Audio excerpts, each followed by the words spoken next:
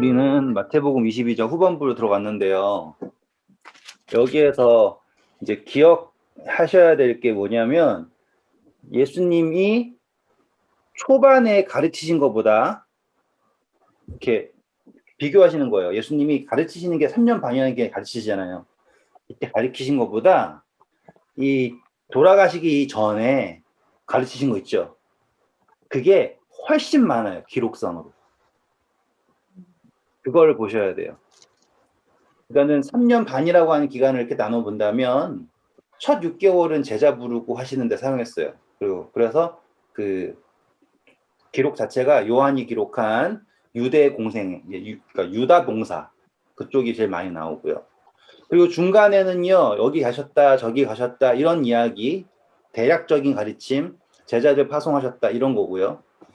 그리고 이제 마지막 돌아가시기 전 그때가 장수로 따지면, 그러니까는 퍼센테이지로 따지면 거의 한 40%의 차이예요.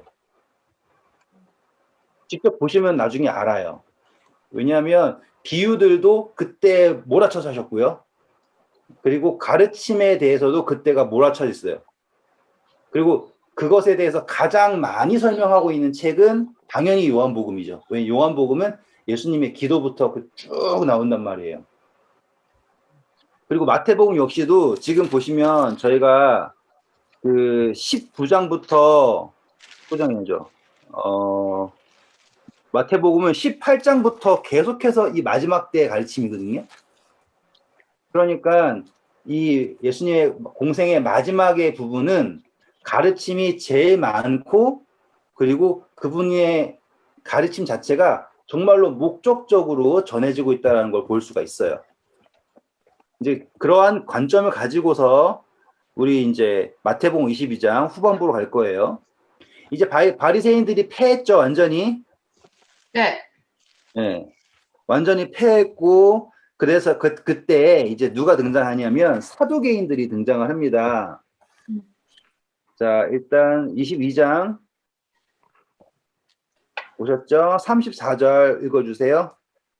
예수께서 사두개인들로 대답할 수 없게 하셨다 함을 바리새인들이 듣고 모였는데 그 중에 한 율법사가 예수를 시험하여 묻되 선생님 율법 중에서 어느 계명이 크나이까? 예수께서 이르시되 내 마음을 다하고 목숨을 다하고 뜻을 다하여 주 너의 하나님을 사랑하라 하셨으니 이것이 크고 첫째 되는 계명이요 둘째도 그와 같으니 내 이웃을 내 자신과 같이 사랑하라 하셨으니 이 두 계명이 온 율법과 선지자의 강령이니라. 감사합니다. 자, 여기에서 우리가 이제 기억하고 넘어가야 될 게 있어요. 제가 예전에 이 사복음서가 있다 그랬는데, 나 그냥 적을래요. 왜 그래서 손가락질하고 있는지 모르겠어요. 그냥 적으면 되는 거. 죄송합니다. 제가 정신이 없었어요. 지금 우리 성경책에 혹시 저처럼 이렇게 인덱스 나온 거, 안 보이네? 인덱스가 있어요. 인덱스가 있어가지고 요 이야기는 사복음서에 여기 나옵니다. 이렇게 나온 거 표시 있어요? 있으시죠? 저는 없어요. 딴 성경에 있을 거야. 네. 그런 걸 보시면 있는 것 같아요. 있어요? 있죠? 그 34절 위에 가장 큰 계명, 네. 마가복음 12장 28절에서 34절 뭐 이렇게 그렇지. 따로요? 그렇게 나와 있잖아요. 예. 네. 땡큐. 재밌는 거를 보시는 거예요, 이제. 우리 다시 22장 오셔가지고 15절 위에부터 보시면 계속 마가복음, 누가복음 다 붙어 있죠. 네. 이 말이 뭐냐면 제가 전에 말씀드렸던 것이 마태, 마가, 누가, 요한 이렇게 있잖아요. 요 세 개를 공관복음이라 그래요. 그래가지고 같은 관점으로 이 복음서를 진행한단 말이에요. 그리고 요한복음은 새로운 좀 더 다른 관점으로 진행을 하죠. 그런데 제가 말씀드렸듯이 어떠한 이야기가 요 세 개 동시에 나온다. 중요한 거다라고 말씀드렸죠. 네. 그리고 요 네 개 동시에 다 나온다. 그러면은 이거는 무조건적으로 중요한 거다라고 했잖아요. 네. 그래서 이 네 개 동시에 다 나오는 게 몇 개 없다고 했잖아요. 당연히 십자가겠고, 그 다음에 오병이어. 기억나시죠? 우리 오병이어 할 때 제가 강조했잖아요. 네. 읽으시면서 계속 확인하셔야 되는 게, 아, 이게 네 군데가 다 이야기하고 있다는 것은 어마어마하게 중요한 거겠지, 이렇게 생각을 하시는 거고, 세 군데가 다 얘기하고 있다라면 이 공관복음 자체에서도 강조점이다라는 걸 볼 수 있는 거예요. 이제 이해하셨죠? 어떻게 보는지? 네. 그러면 특별히 예수님의 이 마지막 가르침은요, 항상 다 나와 있는 거예요. 그러네. 마태, 마가, 누가가 다 이야기하고 있어요. 지금 계속 보시면 그 나오는 데마다 다 누가복음, 마가복음이 다 붙어 있어요. 앞으로 계속 붙어 있을 거예요. 왜일까요? 이게 그만큼 중요하기 때문이에요. 그리고 이 이야기가 다 붙어 있는 거는 제가 말씀드렸듯이 예수님께서 돌아가시기 전에 십자가 사건 전에 사건 전 요 시기 따지고 보면은 3달 이내 그 시기에 있었던 것들이 중요하다라고 강조되는 거예요. 그러네. 제가 말씀드렸잖아요. 예수님이 태어나신 게 중요하다고 치면, 예? 누가복음이랑 마태복음은 기록하고 있지만 마가복음은 전혀 기록하지 않아요. 태어나심에 대해서. 맞잖아. 그때 공부했던 기억나시죠? 같은 말로 지금 이 공관복음들, 사복음서가 우리에게 전달하고자 하는 바가 가장 집약적으로 드러나는 부분이 바로 이 후반부의 가르침이고요. 그리고 이 후반부의 가르침에서는 어떤 것들이 나오냐면 논쟁들이 나와요. 계속. 네. 우리가 전 시간에 공부했던 게 뭐예요? 제사장들 오고 바리새인들 오고 사두개인 오고 다 왔지 않습니까? 이제. 그러면서 예수님께서 스스로 가르침으로 증명을 하시는 게 드러났죠. 맞죠? 이제 마지막으로 시험 받는 거가 끝나는 게 마지막 율법사가 와가지고는 시험을 하는데요. 이 시험은 예수님의 자질에 관한 시험이 아니에요. 그래서 앞에 세 시험과는 다른 시험이에요. 그럼 뭘 물어봐요?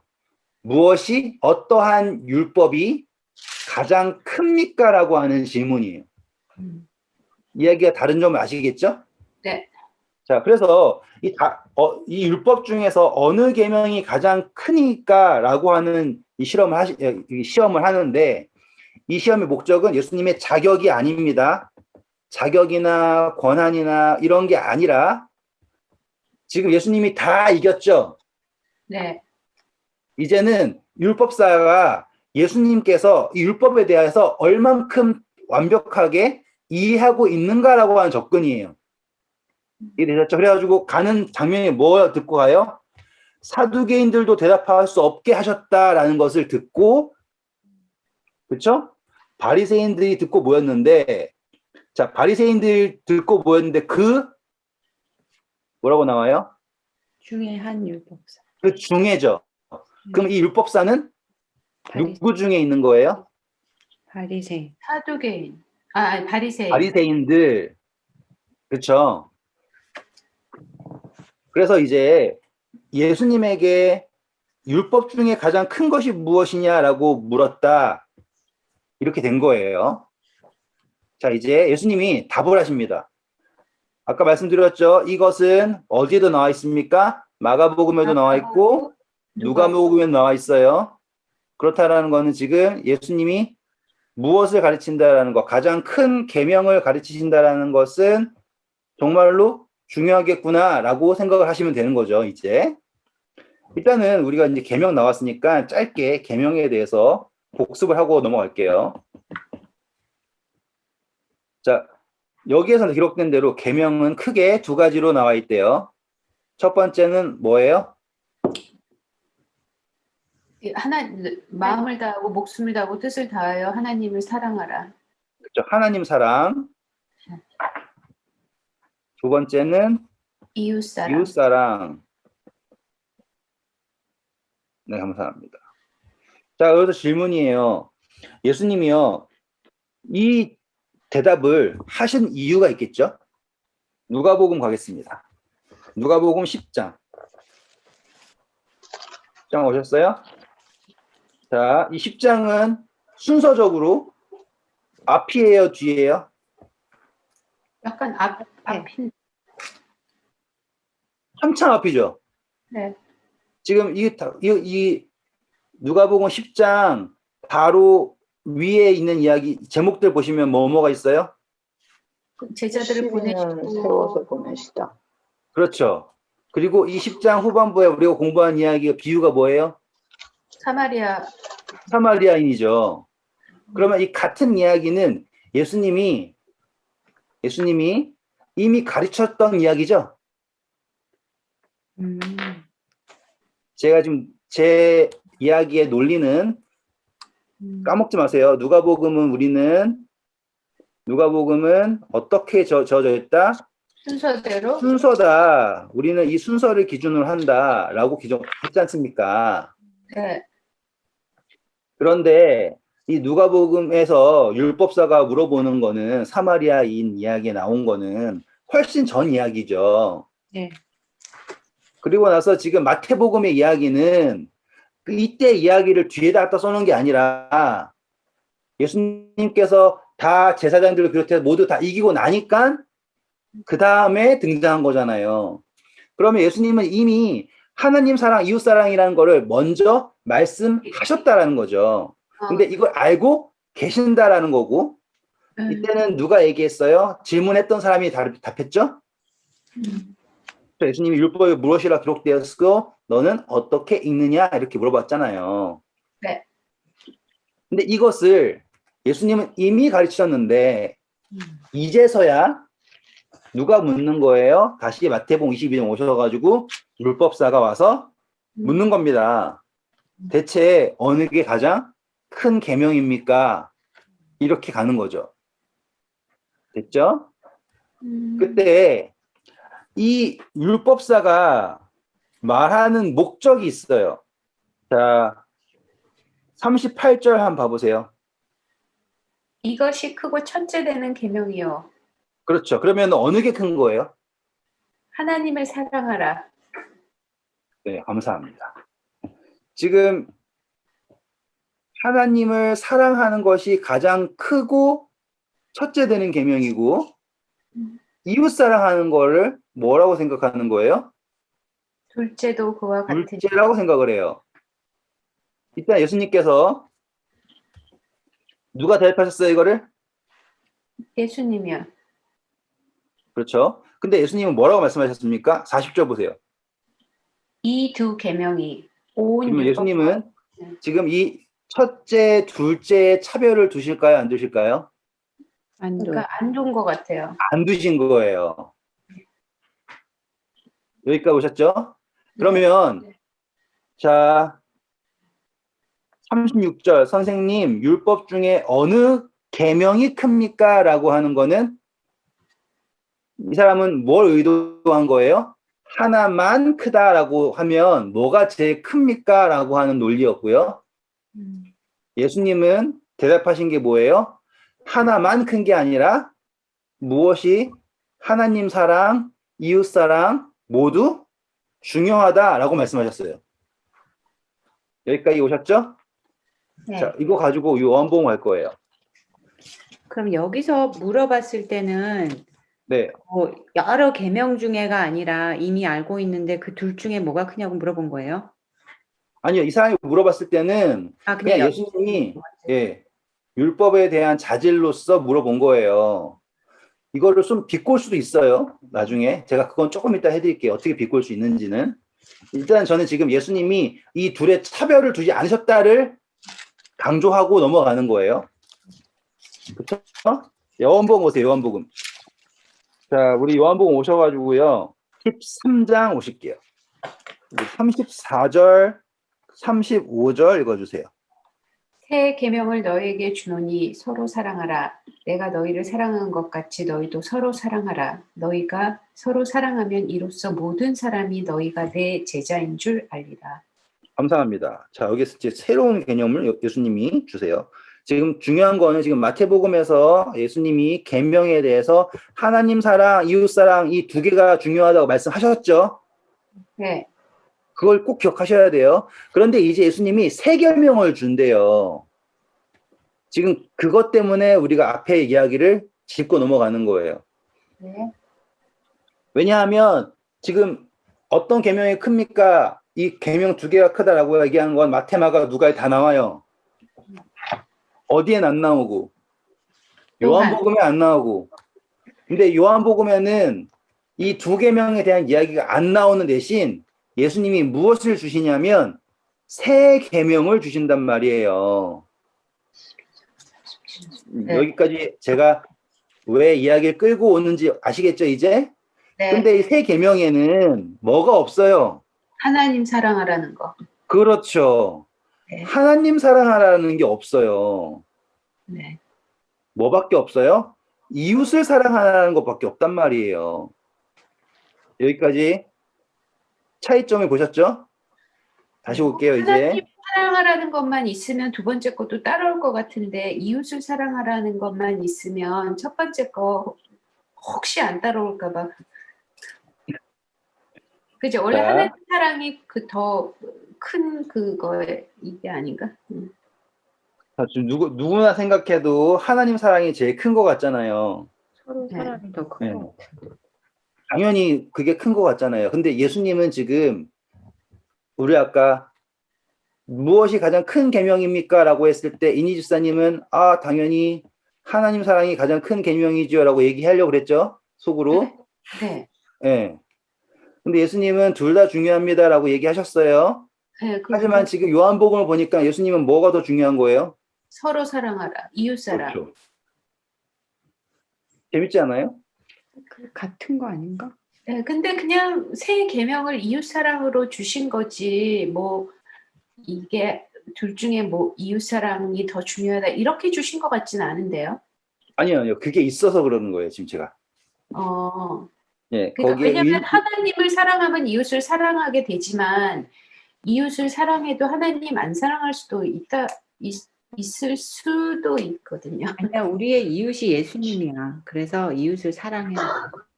논리 잘 가고 계세요. 아주 좋아요. 자, 이제 질질 끌지 않고 본론으로 그냥 들어갈게요. 네. 네. 지금 이 하나님 사랑, 이웃 사랑이라고 하는 개념을 제가 다시 그릴게요, 이제 하나님. 그게 하나야, 하나. 하나님. 이렇게 됐고요. 이제는 A부터 B, C, D, E, F, G, H 이렇게 쭉 간다고 쳐요. 네. 네. 위에는 하나님 쓰고 가나다 써야 되나? 아무튼. 그 전의 개념에서는 이렇게 개념이에요. 이렇게 개념이에요. 네. 네. 이게 우리가 인지하고 있는 개념이에요. 맞죠? 네. 네, 그런데 예수님은 어떻게 하셨냐면 여기서 예수님 말씀이 육신이 되어서 우리 가운데 오셨죠? 네. 그러면서 하나님이 우리 중에 계시는 하나님 임마누엘이셨죠? 네. 그렇죠? 그러면 우리가 하나님을 사랑할 때 누구를 통해서 사랑할 수 있게 하신 거예요? 예수님. 예수님을 통해서 사랑할 수 있게 하셨어요. 그렇죠. 자, 중요합니다. 그 전에는 하나님 여기 있어요. 네. 여기에 없어요. 맞죠? 근데 예수님이 임마누엘 하신 이후로는 하나님은 어디에 계세요? 여기에 계세요. 게다가 지금 이제 우리가 계속 공부할 때 뭐냐면 예수님이 뭘 받으라 그래요? 성령. 네. 그리고 B가 하나님이 없는 존재가 아니라 성령의 전, 성령의 전, 성령의 전, 성령의 전 이해되셨죠? 네. 그러면 이제 예수님은 새 계명을 주실 때 하나님을 내 사랑하고 이웃도 사랑해라라고 하실 이유가 있어요, 없어요? 없어요. 없죠. 이제는 예수님께서 하실 수 있는 말씀은 뭐예요? 이미 예수님은 임마누엘 하시고 그리고 십자가에서 성취하실 걸 알고 계시죠? 그렇죠? 그러니까 죄 문제 등등등등등 자격 문제 등등등등 다 필요 없어요, 이제. 왜? 그분에게는 뭐 하신 능력이 있어요? 회복하실 능력이 있잖아요. 그렇죠? 근데 하지 못하는 게 있어요, 그분이. 그건 뭐예요? 이 A가 B를 사랑하는 것. 이해되시죠? 자, 이제 A가 C만 보는 거예요. C만. 그러면 C만 보면 C를 사랑할 만한 이유를 찾을 수가 없을 경우가 많죠. 예. 근데 우리는 하나님을 사랑하는 건 어떤 거예요? 당연한 거죠. 이거는 꼭 해야만 하는 거예요. 왜냐하면 하나님이 날 사랑하신 것도 있지만 이거는 존재로서 또는 생명으로서 등등등등 모든 이유에서 하나님을 사랑하는 것은 곧 누구를 사랑하는 거예요? 나 자신을 사랑하는 거예요. 자, 다시 원래로 돌아와서요. 예수님이 임마누엘 하심으로 보이신 것은 무엇인가? 라고 했을 때 하나님을 여기에 두는 게 아니라 여기에 두셨다. 여기에. 목적이 드러났죠. 그렇기 때문에 예수님께서 이제는 정말로 새 계명을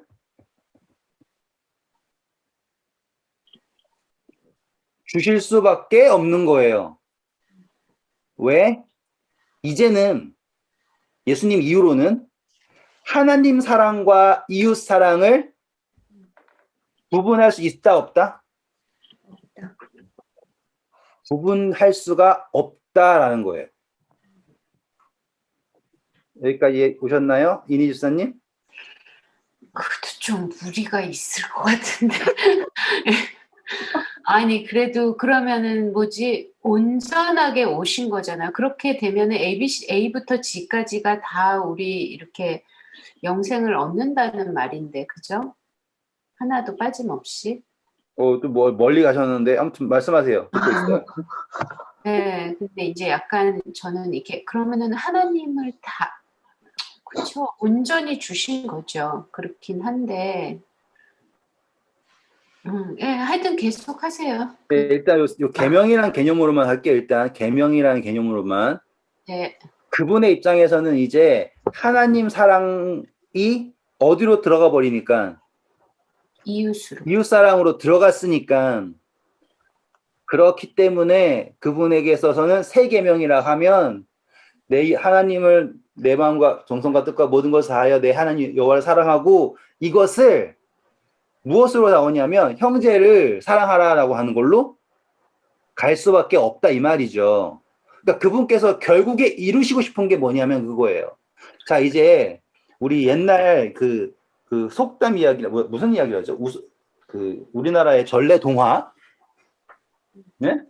한 아버지가 죽으면서 새 아들이 있는데 맨날 지지고 볶고 싸우는 새 아들한테 죽기 전에 작대기 3개를 가져와서 시켜가지고는 그냥 부러뜨리면 부러뜨리는데 3개를 잡고서는 부러뜨리면은 부러뜨리기 힘들지 않냐. 형제들아 너네들 이렇게 협력하고 잘 살아라. 그게 아버지의 유언이었잖아요. 그 이야기 아시죠? 나 그거 몰라. 몰라요? 이거 엄청나게 이게 많이 알려진 그 전래 동화예요. 세대 차인가 봐. 그래서 아무튼 한 겹줄은 끊어지니까 3겹줄은 끊어지지 않는다 그 말씀도 있잖아요. 네, 그런 것처럼 뭐지 아들한테 그러니까 부모의 목적은 뭐냐 이거예요. 뭉쳐라. 서로 이해되시죠? 사랑해. 지금 에볼린 누님에게는 아드님하고 따님이 있죠. 예? 죽기 전까지 날 사랑해라 말할 거예요. 아니면은 둘이서 잘 지내라고 하고 싶은 게 목적이에요. 그게 잘 지내다. 그렇죠. 지금 부모가 가지는 마음이 그거예요. 지금 창조주의 입장에서도요. 궁극적인 목적이 뭐냐라고 했을 때 우리가 착각하고 있는 게 제가 잘 읽어볼게요. 잘 보시면 돼요. 우리는 항상 뭐에서 걱정하냐면 죄라고 하는 걸 걱정을 해요. 죄라고 하는 걱정을 하면서 내가 하나님을 덜 사랑한다. 내가 하나님을 더 믿어야 되는데 내가 이거 잘못했네. 막 이 생각을 한다고요. 그런데 창조주의 입장에서는요. 이 죄라고 하는 문제는요. 예? 창조주의 입장에서는 아무것도 아닌 거예요. 그렇죠? 근데 그분의 입장에서의 문제는 뭐냐면 이 피조물들 간의 문제인 거예요. A랑 B, A랑 C, C와 D 사이의 문제인 거예요. 에벌린 누님이 애들 보면서 느끼는 거랑 똑같은 거란 말이에요. 지금 아드님 와가지고 막 때리고 뭐 해도 용서해줄 준비가 되어 있잖아요. 자세가 되어 있다니까요. 저도요, 제 아들이 절 때려도요, 저는 제 아들을 용서할 준비가 됐어요. 이미 용서를 했어요. 뭔 짓을 해도. 이거는 용서의 범위는 잘못을 하기 전부터 다 포함된 거예요. 근데 안 되는 건 뭐냐면 형제들끼리는 안 된단 말이에요. 그렇잖아요. 만약에 우리 두 자매님 사이에 싸운다 그러면은 이건 뭐 피 터지게 싸울 수밖에 없는 거잖아요. 미리 용서할 수 없잖아요. 근데 부모님의 마음은 다르다 이 말이에요. 다시 말해서 하나님은요. 정말 강조할게요. 절대로요. 우리의 죄 가지고 뭐라 하실 분이 아니에요. 이거는 정말 중요해요. 그분이 목적하시는 건 뭐냐면 A와 B, D와 C 이 모든 하나님의 자녀들이 사랑할 수 있는가라고 하는 게 그분의 궁극적인 목적인 거예요. 이놈들아 날 사랑해라. 날 좀 더 사랑해라. 네 목숨을 다해서 날 사랑해라. 이게 목적이 아니라 저는 그래서요. 예수님이 새 계명을 주노니 너희가 서로 사랑해라 라고 했을 때요. 정말로 예수님이 부모님이라는 생각이 들었어요. 예수님 이 땅에 오셔가지고요. 하나님을 자신을 더 사랑하게 하기 위해서 이 땅에 오신 게 아니라는 게 저는 너무너무 존경스럽더라니까요. 예수님은 절대로 우리로 하여금 하나님은 어떻게 하면 더 사랑하게 할 수 있을까? 야, 너네가 날 안 사랑해가지고 내가 좀 더 사랑할 수 있게 이 정도 더 보여줄게. 그래, 나 이제 더 사랑스럽지? 이렇게 하고 오신 게 아니라는 게 존경스럽다니까요. 예수님께서 저를 위해 십자가에 달려 돌아가셨기 때문에 제가 당신을 사랑합니다. 뭐라고 그러더라? 아무튼 불초한 죄인 뭐 이래서 막 멋있게 말씀하시잖아요. 근데 예수님 입장에서는 그게 아니에요. 그 사랑합니다 이야기하고 거기에 눈물 흘리고 그 시간에 뭐 하길 원하시는 거예요? 이웃사랑. 이웃을 사랑하길 원하신다니까요. 그 말은 맞아요. 예.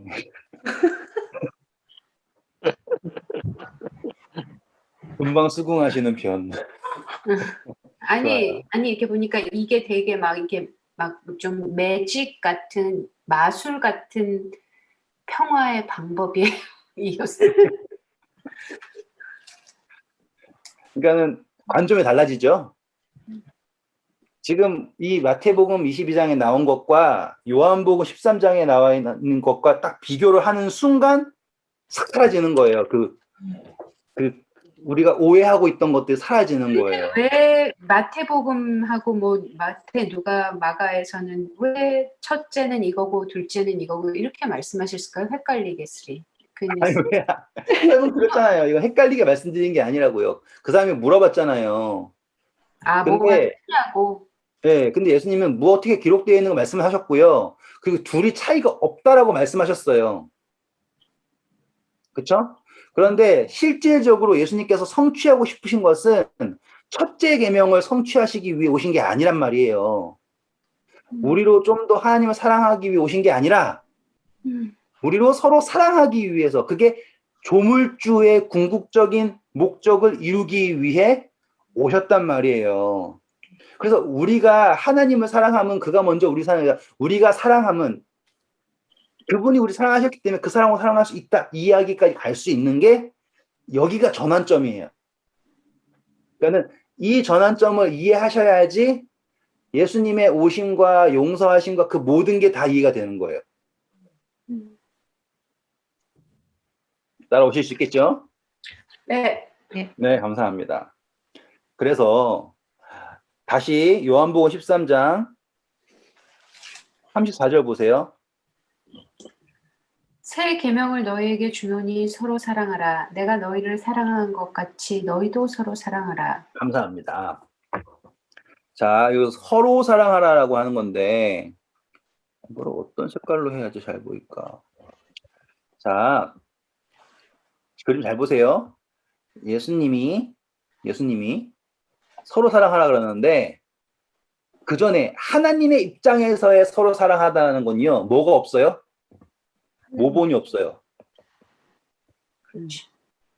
사랑이라고 하는 정의가 없는 거예요. 그런데 예수님이 지금 뭐라고 하는 어떻게 사랑하라고요? 내가 서로 사랑. 내가 너희를 사랑한 것 같이라고 하는 쭉 내려오셔서 사랑의 모본을 보이셨단 말이에요. 그렇죠? 그게 어떤 모본이에요? 사람이 형제 자 쭉 넘어가셔서 사람이 형제를 위하여 자기 목숨을 버리면 이에서 더 큰 사랑이 없나니 그게 어딨냐? 12절 13절 읽어주세요.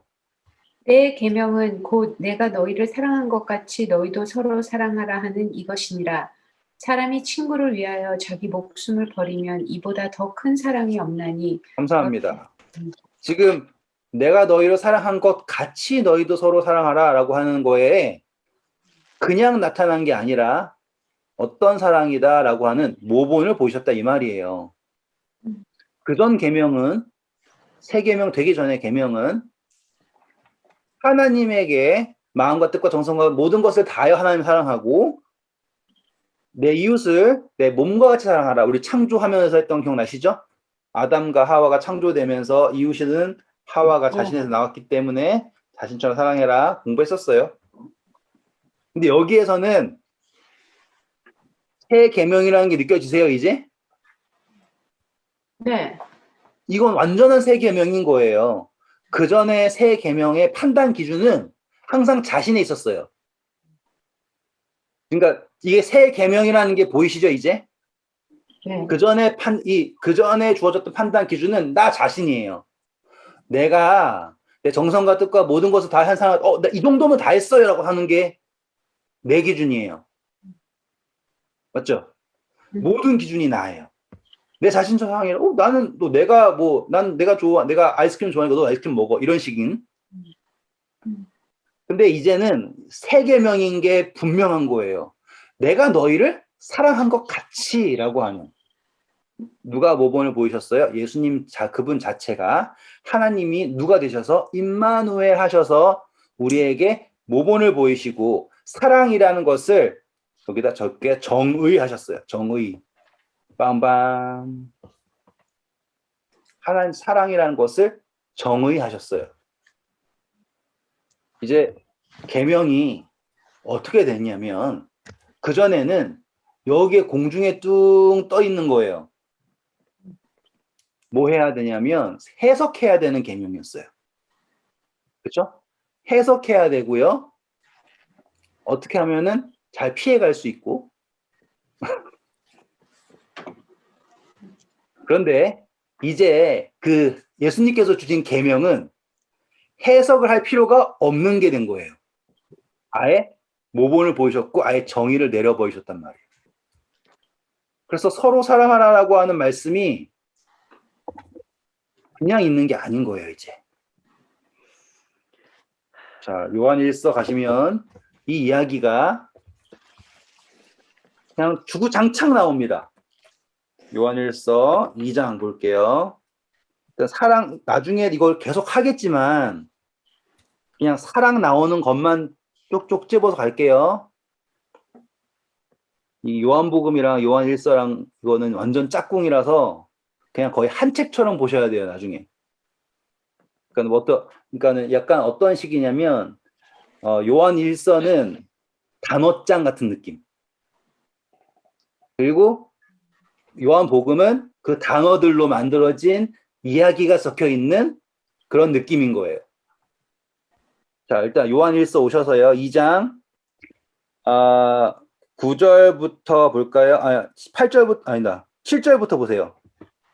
사랑하는 자들아, 내가 새 계명을 너희에게 쓰는 것이 아니라 너희가 처음부터 가진 옛 계명이니 이 옛 계명은 너희가 들은 바 말씀이거니와 다시 내가 너희에게 새 계명을 쓰노니 그에게와 너희에게도 참된 것이라.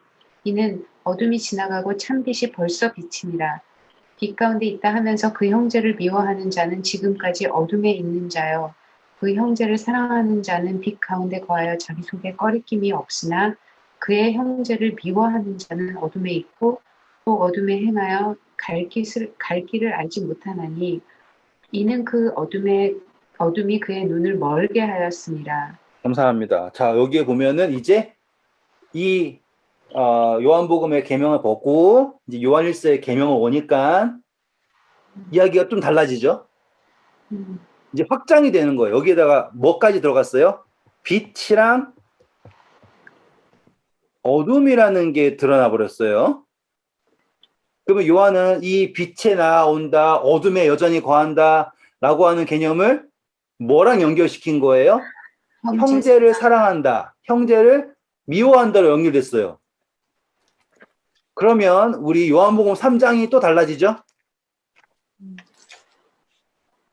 요한복음 3장 18절부터 읽어볼까요? 그를 믿는 자는 심판을 받지 아니하는 것이요 믿지 아니하는 자는 하나님의 독생자의 이름을 믿지 아니함으로 벌써 심판을 받은 것이니라. 쭉 읽어주세요. 그 정죄는 이것이니 곧 빛이 세상에 왔을 때 사람들이 자기 행위가 악함으로 빛보다 어둠을 더 사랑한 것이라. 악을 행하는 자마다 빛을 미워하여 빛으로 오지 아니하느니 이는 그 행위가 드러날까 함이요 진리를 따르는 자는 빛으로 오나니 이는 그 행위가 하나님 안에서 행한 것임을 나타내려 함이라 하십니다. 감사합니다. 여기에 정확하게 똑같은 저자 요한복음, 요한일서 같은 저자예요. 빛으로 온다, 어둠으로 좋아한다. 요한복음에는 이거를 무엇으로 설명했냐면 진리로 했죠. 그리고 어둠은 행위라고 했죠. 그러면 이 행위는 뭘까요? 라고 하면 요한일서를 보면 답이 나온 거죠. 자기 행위가 악함으로 라고 했잖아요. 그리고 진리를 사랑하는 사람은 뭘 하는 사람이에요? 그냥 어떤 게 맞냐라는 걸 알고 싶은 사람이에요? 아니면 형제를 사랑하는 사람이에요? 형제를 사랑하는 사람. 이제 아시겠죠? 지금 이걸 비교하는 거를 방식을 캐치를 하시는 거예요. 제가 답을 드리는 게 아니라 성경을 이렇게 보시면 그 전에 요한복음만 묵상할 때랑 요한일서랑 함께 묵상할 때 묵상의 깊이랑 범위가 달라진다라는 거를 이제 맛보시고 느끼셔야 해요.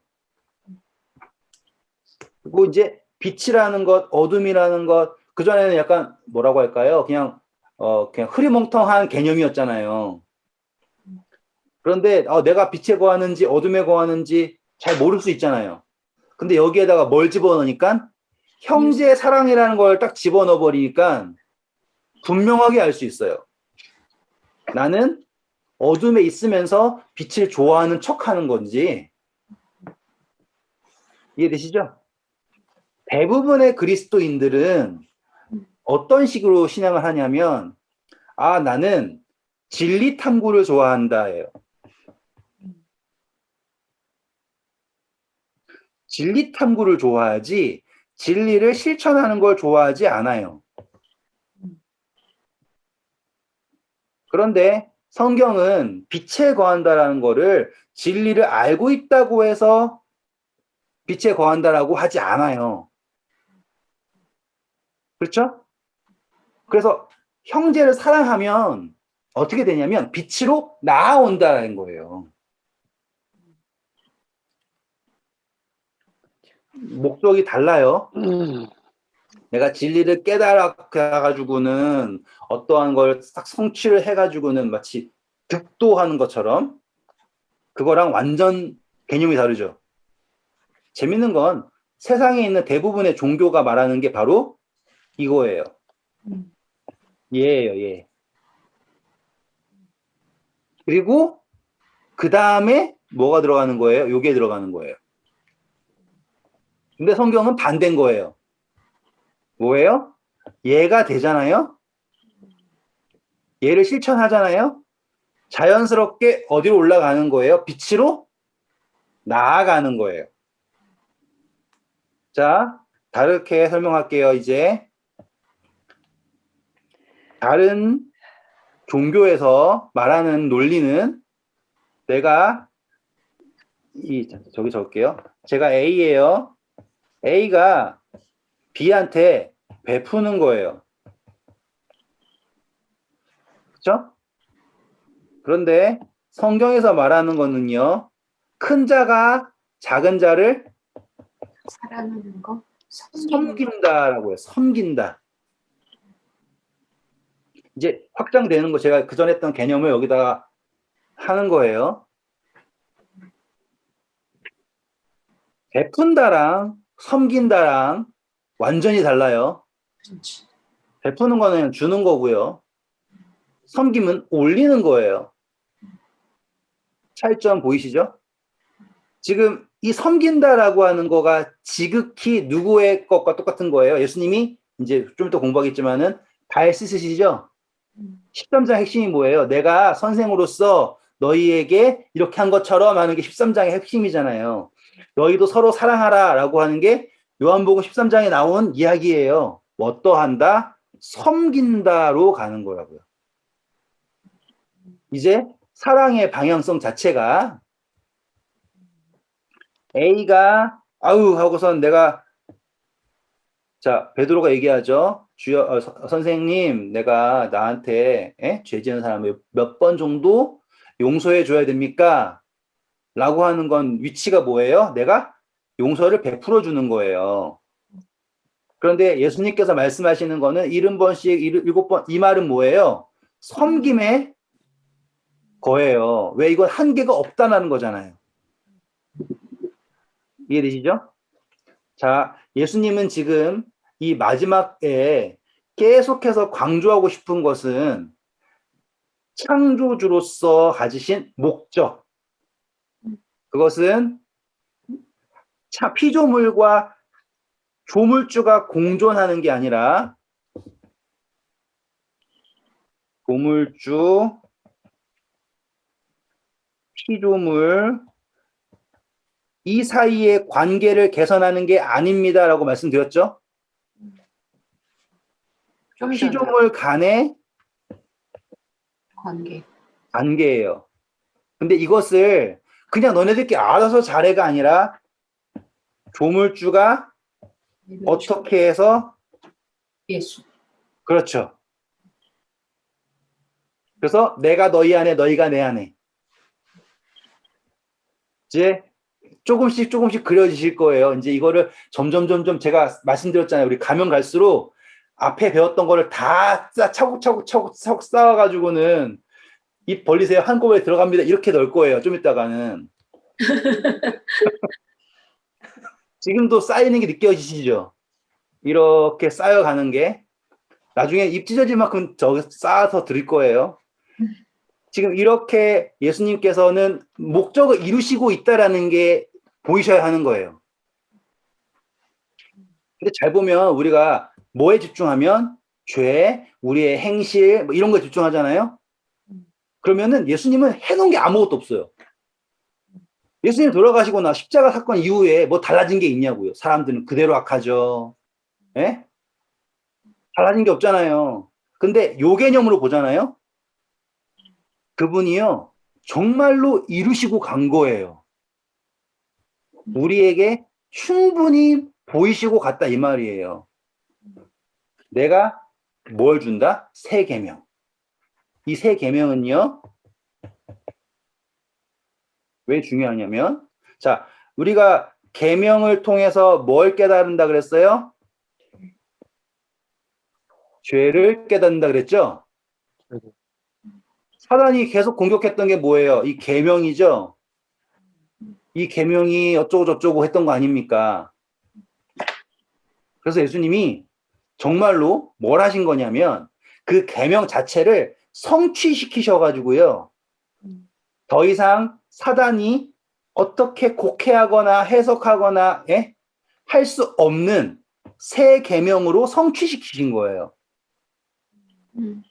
논리 이해하시죠? 제가 말하는 거는 10계명이 있었는데요. 예수님 시계 없애버리고요. 그냥 너희가 사랑하고 말어. 이렇게 하셨다는 게 아니에요. 지금 그렇게 이해하고 있는 사람들이 너무 많아요. 여러분 구약 다 필요 없고요. 10계명 다 필요 없습니다. 예수님 보세요. 3계명 주셨죠? 서로 사랑하랍니다. 사랑하세요. 끝. 이 개념이 아니에요. 이것은 성취로서의 서로 사랑이에요. 어마어마한 거라고요. 어쩌면은 더 초월적인 개념인 거예요. 제가 말씀드렸잖아요. 상위 개념은 하위 개념을 포함한다고요. 오늘 이제 마지막 정리를 할 텐데요. 이 새 계명이라는 것은 예수님이 니깐 주실 수 있는 계명. 이해되시겠어요? 하나님도 주실 수 없는 계명. 하나님이시지만 예수님이 죄송합니다. 예수님이 곧 하나님이시지만 예수님이 무엇이 되셔서 인간이 되셔서 다시 말하면 피조물이 되셔서 피조물로서 성취하시고 지킬 수 있다. 내가 너희에게 이제 예수님이 성취하셔서 계명을 주신 거예요. 이 차이는 엄청난 거예요. 사단이 뭐였어요? 하나님은 계명을 동그라미를 줬지 이것을 할 수 있냐 없냐는 자기가 모르는 거 아니냐 이거잖아요. 당신의 계명은 신은 할 수 있는 거지 피조물은 할 수 없다라는 게 논리가 사단의 논리잖아요. 이거는 정말로 많은 분들이 빠져있는 함정 중에 하나예요. 하나님의 계명은 절대로 인간이 지킬 수 없습니다. 그래서 우리는 누구의 도움 없이는 아무것도 할 수 없습니다. 논리는요. 말은 맞는 것 같지만 엄청난 함정인 게 그러면 하나님이 그 계명을 주신 게 잘못이에요. 다시 말해서 제가 애를 키우는데 제 애가 할 수 없는 문제를 내주고 애가 못했다라고 뺨을 때린다라는 것과 똑같은 거예요. 그리고 뺨을 빼고 나서는 왜 때려요? 그러면 야 너가 못한 거는 너가 할 수 없는 문제잖아. 왜 나한테 도와달라고 안 했어? 근데 뺨 때리는 사람한테 도와달라고 할 사람 있어요? 없잖아요. 그러니까 논리상의 문제가 있는 거예요. 또 지킬 수 없는 계명을 줬잖아요. 그러면 무슨 뜻이냐면은 조물주가 피조물을 그만큼 이해하지 못한다라는 거죠. 그렇잖아요. 목적은 이거예요. 지금 예수님은 이 모든 사단이 만들어낸 도전, 우리가 익히 생각하고 있는 이건 안 되는 거예요. 이건 어려운 거예요. 하나님만 할 수 있는 거 이런 논리들 그거를 싹 지워버릴 수 있는 걸 말씀하시는 게 뭐예요? 인간으로 오셔서 성취하신 계명을 적을 빼는 게 안 보이네. 색깔이 내가 너희를 사랑한 것 같이 성취하신 거예요. 할 수 있음을 보이셨어요. 너희도 서로 사랑하라라고 하는 계명을 주셨어요. 다시 말씀드리지만 이것은 그 누구도 아니다라고 할 수 없어요. 또 줄 자격이 없다라고 할 수도 없어요. 맞죠? 그러니까 예수님이 성육신 하셔서 임마누엘 하셨다라는 게 그만큼 중요한 거예요. 그전에는 뭐밖에 없는 하나님이에요. 사단의 논리로는 권위밖에 없는 하나님이에요. 당신이 하나님이니까 우리한테 하겠지 이 논리예요. 근데 예수님이 성육신 하심으로써 먼저 하신 게 뭐예요? 실천부터 하신 거예요. 모본을 먼저 보이시고 그리고 주셨다라고 하는 게 이 새 계명이에요. 근데 새 계명을 주실 때 마지막 5분 옛 계명을 없애고 하셨냐가 아니에요. 네. 옛 계명을 완전하게 성취하시고 주신 거죠. 네. 자, 이제 했던 거니까 다시 할게요. 예수님이 옛 계명을 성취하실 수 있었던 것은 무엇 때문이다라고 했던 거 기억나세요? 이거 기억나시는지 모르지만 제가 다시 한번 말씀드릴게요. 제가 만약에 성욕이 막 불타올라요. 그런데 제 아기가 아파요. 그러면 저는 절대로 가늠하지 않아요. 맞죠? 제가 아무리 도둑질하고 싶어도요. 옆에 제 아이가 아파요. 그러면 우선순위 어디로 간다고요? 사명으로 간단 말이에요. 하나님의 계명은요. 무엇에 있을 때 지켜질 수 있느냐면 사명이라고 하는 우선순위가 누구에게 있을 때 하나님에게 있을 때 지켜질 수밖에 없는 계명이에요. 그러니까 못 지키는 계명이 아닌 거예요. 다시 말해서 제가 여기서 탱자탱자 놀고 있으면 유튜브 보고 뭐 하고 그냥 놀지만 선교지에 가 있으면 절대로 죄 지을 시간이 없어요. 이해되시겠죠? 하나님께서 주신 계명은 절대로 우리가 지킬 수 없는 계명입니다. 그래서 성령님의 도움이 있어야 지킬 수 있습니다. 이거는요, 말은 좋지만 엄청난 함정이에요. 그분의 계명은 우리에게 누가 포커스가 있을 때 하나님이라고 하는 포커스가 있다면, 우선순위가 있다면 절대적으로 지켜질 수 있는 계명이고요. 그리고 그것을 통해서 예수님이 인간으로 오셨지만 오로지 사명에 하셨을 때 죄 없이 모든 걸 성취하시고 옛 계명은 뭐 하시고 성취하시고 그 모든 것을 포함한 성취로서 주신 새 계명은 이제 그 어떠한 존재도 포를 달 수 없어요. 그리고 이 새 계명은 궁극적으로 조물주가 궁극적으로 목적했던 피조물과 조물주의 관계를 개선하기 위한 계명이 아닌 원래대로 피조물과 피조물이 누구 안에서 조물주 안에서 사랑으로 공존할 수 있게 하는 궁극적인 목적을 이루신 내가 너희를 사랑한 것 같이 너희도 서로 사랑하라라고 하신 계명이 있단 말이에요. 이제 더 이상 하나님의 계명을 내가 해석할 필요가 없어요. 맞죠? 내 몸과 뜻과 정성과 마음은 모든 걸 다하여. 아니고요. 내 자신처럼 아니에요. 이제 무엇으로 귀결됐어요? 예수님의 모본으로 귀결돼 버렸어요. 따라서 내가 하나님께 나아가고자 한다면 나는 내 이웃에 있는 하나님을 볼 수 있어야 해요. 하나님이 계시다고 믿어야 해요. 그랬을 때 섬기는 거예요. 베푸는 게 아니에요. 사랑은 베푸는 게 아니라 사랑은 이제 섬기는 거예요. 왜? 내가 너희를 사랑한 것 같이. 이제 내일은 이제 세종 예식 갈 거예요.